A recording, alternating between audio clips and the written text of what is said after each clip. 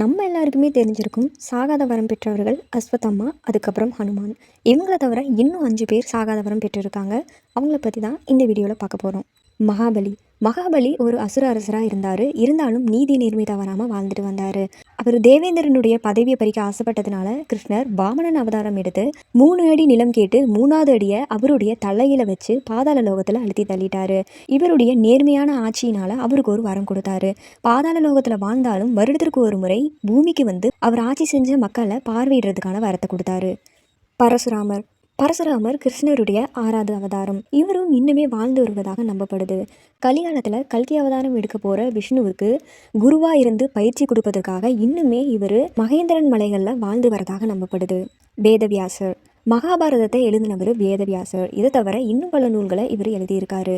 இவருடைய தர்ம காரியத்தின் அடிப்படையில் இவரும் சாகாத வரம் பெற்று இன்னுமே வாழ்ந்து வருவதாக நம்பப்படுது. கிருபாச்சாரியர். கிருபாச்சாரியர் பாண்டவர்களுக்கும் கௌரவர்களுக்கும் குருவாக இருந்தவர். அஸ்தினாபுரத்தின் அரச குருவாகவும் இருந்தவர்.